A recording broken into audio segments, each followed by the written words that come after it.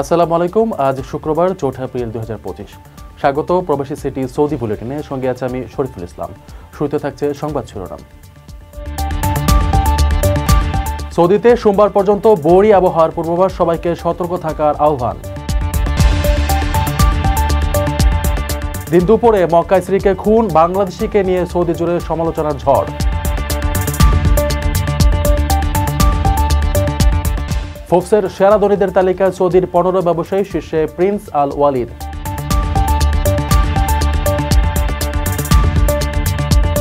আইন ভেঙে উৎসব করায় জেল হাজত 10 বাংলাদেশিকে ফেরত পাঠালো সৌদি সরকার। দর্শক, দেখছিলেন শিরোনাম, এবার বিস্তারিত সংবাদ। রেমিটেন্স যোদ্ধাদের ঢাকায় বিশেষ ছাড়ে রেডি ফ্ল্যাট দিচ্ছে শতভাগ বিশ্বস্ত ও নির্ভরযোগ্য প্রতিষ্ঠান প্রবাসীর সিটি। সৌদি আরবের বেশ কয়েকটি অঞ্চলে আগামী সোমবার পর্যন্ত ভারী বৃষ্টি ও বৈরী আবহাওয়ার পূর্বাভাস দেওয়া হয়েছে। এমন পরিস্থিতিতে জনসাধারণকে সতর্ক থাকতে ও প্রয়োজনীয় সাবধানতা অবলম্বন করার আহ্বান জানিয়েছে দেশটির বেসামরিক প্রতিরক্ষা অধিদপ্তর। শুক্রবার গালফ নিউজের প্রতিবেদনে এ তথ্য জানানো হয়। বলা হয়েছে, সৌদির অধিকাংশ অঞ্চলে সোমবার পর্যন্ত মাঝারি থেকে ভারী বৃষ্টিপাতের আশঙ্কা রয়েছে। কিছু এলাকায় আকস্মিক বন্যা, শিলাবৃষ্টি ও ধুলোঝড়ের আশঙ্কা রয়েছে। ফলে চলাচলের ক্ষেত্রে সবাইকে বন্যাপ্রবণ এলাকা এড়িয়ে চলার পরামর্শ দেয় সৌদির সিভিল ডিফেন্স অধিদপ্তর।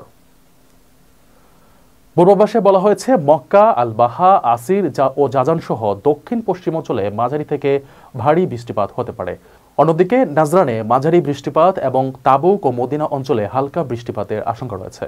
সৌদি জাতীয় আবহাওয়া কেন্দ্রের বিশ্লেষক আকিল আল আকিল বলেছেন, জলবায়ু তথ্য অনুযায়ী চলতি এপ্রিল মাসে বৃষ্টিপাতের কারণে সবচেয়ে বেশি ক্ষতিগ্রস্ত হতে পারে দক্ষিণ পশ্চিমের আসির এবং আল বাহা, পাশাপাশি পশ্চিমে মক্কা এবং তাইফ। দেশের অন্যান্য অঞ্চলের তুলনায় এই শহরগুলিতে বেশি বৃষ্টিপাতের সম্ভাবনা রয়েছে। বিদেশ থেকে প্রিয়জনকে উপহার পাঠান প্রবাসী শপের মাধ্যমে। যোগাযোগ করুন স্ক্রিনে দেওয়া নম্বরে।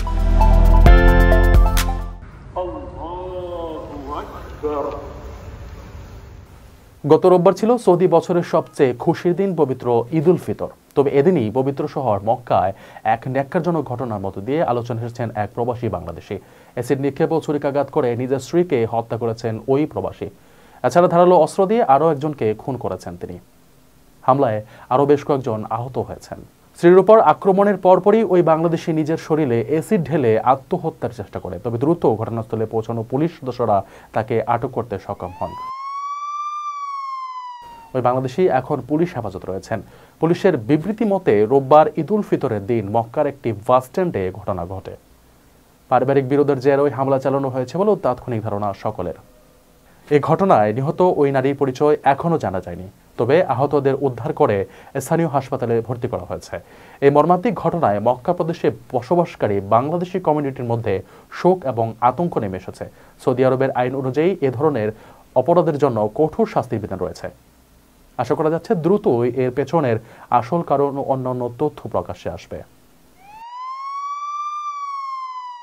আপনার স্বপ্নগুলো আকাশ ছবি প্রবাসীর হেলিকপ্টারের মাধ্যমে। বিয়ে, জন্মদিন অথবা যে কোনো বিশেষ প্রয়োজনে হেলিকপ্টার ভাড়া করতে যোগাযোগ করুন স্ক্রিনে দেয়া নাম্বারে। প্রবাসীর হেলিকপ্টার, নিরাপদ ও সাশ্রয়ী বাহনের বিশ্বস্ত নাম।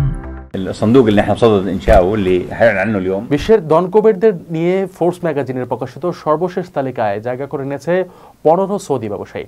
2017 সালে যেখানে তালিকা ছিলেন মাত্র 10 জন, সেখানে 8 বছর পর এবার সংখ্যা দাঁড়ালো 15-তে। এ তালিকায় প্রমাণ করলো আরব বিশ্বের মধ্যে সৌদি আরবে সবচেয়ে বেশি বিলিয়নিয়ার রয়েছেন। তথ্য বলছে, এই 15 জন সৌদি দনকুবেরের মোট সম্পদের পরিমাণ $55.8 বিলিয়ন। দ্বিতীয় অবস্থানে রয়েছে সংযুক্ত আরব আমিরাত। দেশটির দনকুবেরের সংখ্যা 5 জন। তাদের সম্মিলিত সম্পদ $24.3 বিলিয়ন। 5 জন দনকুবেরের নিয়ে তৃতীয় অবস্থানে আছে মিশর। $20.6 বিলিয়ন তাদের সম্মিলিত সম্পদের পরিমাণ। এবছর তালিকায় থাকা 15 জন সৌদি বিলিয়নিয়ারের মধ্যে 14 জনই নতুন মুখ। তারা মূলত সৌদি স্টক মার্কেটে তালিকাভুক্ত বিভিন্ন কোম্পানির শেয়ার থেকে নিজেদের সম্পদ গড়ে তুলেছেন। বিশেষ করে কোভিড-19 পর থেকে সৌদিতে আইপিও বেড়ে যাওয়ায় এই ধনী ব্যক্তিদের উত্থান ঘটেছে। তবে পুরনো মুখ হিসেবে তালিকায় ফিরেছেন প্রিন্স আল ওয়ালিদ বিন তালাল। তিনি সৌদি সবচেয়ে ধনী ব্যক্তি, একই সঙ্গে আরব বিশ্বের সবচেয়ে ধনী। তার মোট সম্পদের পরিমাণ $16.5 বিলিয়ন। এর প্রায় 40% রয়েছে সৌদি স্টক মার্কেটে তালিকাভুক্ত কিংডম হোল্ডিংস কোম্পানিতে। এই company four seasons hotel chain, প্যারিসের জর্জ 5 হোটেল এবং একসময় এক্সে ইলন মাস্কের সঙ্গে যৌথভাবে অংশীদার ছিল। তিনি সর্বশেষ ফোর্বসের তালিকা ছিলেন 2017 সালে। তখন তার সম্পদ ছিল $18.7 বিলিয়ন। নতুন বিলিয়নিয়ারদের মধ্যে রয়েছে হাসপাতাল, super shop, bank, media, gym chain, pharmaceutical এবং শক্তি খাতে সফল উদ্যোক্তারা। রেমিটেন্স যোদ্ধাদের ঢাকায় বিশেষ ছাড়ে রেডি ফ্ল্যাট দিচ্ছে শতভাগ বিশ্বস্ত ও নির্ভরযোগ্য প্রতিষ্ঠান প্রবাসীর সিটি। আমার সন্তান হয়েছে, আমি সন্তানকে দেখি নাই। আমাদের বাংলাদেশ সরকার যদি আমাদের সহযোগিতা না করতো আমরা আসতে পারতাম না। জুলাই আগস্টে অভ্যুত্থানের সময় সৌদি আরবে গ্রেফতার হওয়া 10 প্রবাসী দেশে ফিরেছেন। বৃহস্পতিবার দিবাগত রাত 1:30টার দিকে তাদের বহনকারী সৌদি এয়ারলাইন্সের একটি ফ্লাইট ঢাকায় হযরত শাহজালাল আন্তর্জাতিক বিমানবন্দরে অবতরণ করে। গত বছরের 5 আগস্ট ছাত্র জনতার আন্দোলনে তৎকালীন প্রধানমন্ত্রী শেখ হাসিনা ক্ষমতাচ্যুত হলে সেদিন সৌদি আরবে অবস্থানরত বাংলাদেশিরা আনন্দ ও প্রীতিভোজ অনুষ্ঠান করেন। সেখান থেকে 12 জনকে গ্রেফতার করে সৌদি আরবের আইন শৃঙ্খলা রক্ষাকারী বাহিনী। সে থেকে 8 মাস জেলখানায় বন্দি জীবন কাটানোর পর তাদের মধ্যে 10 জনকে দেশে ফেরত পাঠালো সৌদি সরকার। পাসপোর্টের ম্যাচ শেষ হওয়ায় প্রয়োজনীয় কাগজপত্র জটিলতা থাকায় বাকি 2 জন পরে ফিরবেন বলে জানা গেছে। আমাদেরকে পুলিশ সহ সিআইডি এসে রাত 10টার সময় 8 আগস্ট রাত 10টার সময় আমাদেরকে অ্যারেস্ট করে।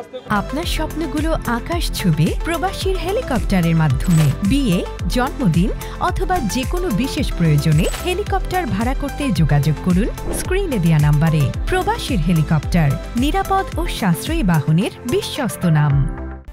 দর্শক দেখছিলেন প্রবাসী সিটি সৌদি বুলেটিন। শেষ করার আগে শিরোনামগুলো জানিয়ে দিচ্ছি আরো একবার।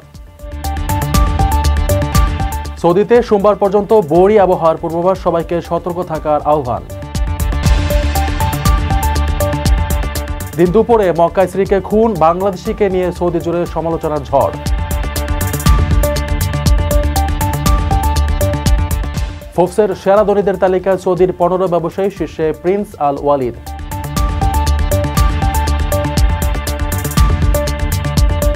আইন ভেঙে উৎসব করায় জেল হাজত 10 বাংলাদেশিকে ফেরত পাঠালো সৌদি সরকার। এই ছিল সৌদি বুলেটিনের আজকের আয়োজনে। প্রবাসের সর্বশেষ সংবাদ পেতে ভিজিট করুন www.probastime.net। সাবস্ক্রাইব করুন আমাদের ইউটিউব চ্যানেল এবং চোখ রাখুন ফেসবুক পেজে। পরবর্তী বুলেটিন দেখার আমন্ত্রণ জানিয়ে আজকের মতো বিদায় নিচ্ছি আমি শরীফুল ইসলাম। সে পর্যন্ত সবাই ভালো থাকবেন এবং নিরাপদে থাকবেন। আল্লাহ হাফেজ।